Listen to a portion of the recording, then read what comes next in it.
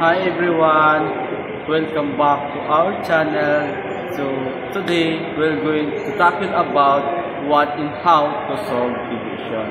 So by the way, I'm your teacher for today and I am LCJ Iba, and let's go.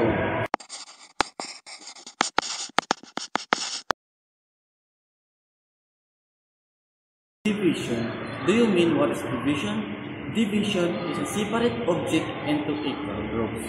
So, meron tayong itong example ng isa 4 animals and 2 pupils. So, and division is kinakailangan itong hatiin into equal. So, 4 animals divided by 2 pupils is equals to 2.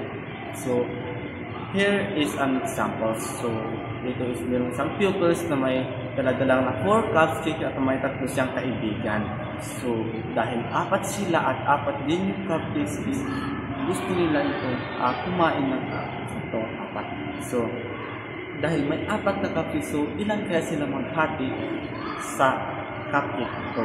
So, may dito naman tayong talaga ng objects at sa group. So, dito sa objects, gusto ko nalagay natin dito yung 4 cupcakes. At dito naman sa group is dito na yung 4 na magkakaibigan.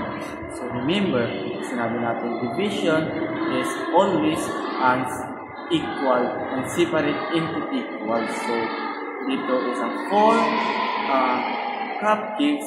So at division po tayo. So at meron din 4 pupils. So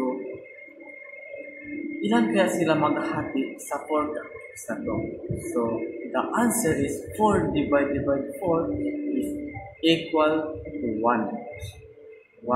Dahil isa, ng bawat sa kanila is nagkakaroon sila ng isang cupcakes.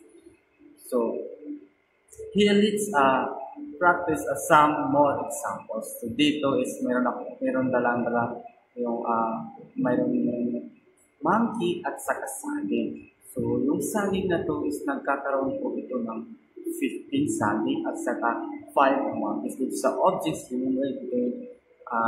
dividing natin at saka yung divisor is yung monkey. So, meron tayong 15 na bananas at saka 5 monkeys na dapat natin ito mahati into equal groups. So, 15 divided by 5 is equals to 15. So, sa bawat isang monkey is nagkakaroon sila ng 5 bananas. So, meron itong some examples. So, meron tayong 9 na itlog at meron tayong 4 na peanuts. So, dito is 9 divided by 3 is equals to 3. Dapat, remember, pag division is dapat equal na masisiparin yung isang object. And that's all. Yun lang po at maraming salamat sa panonood and thank you.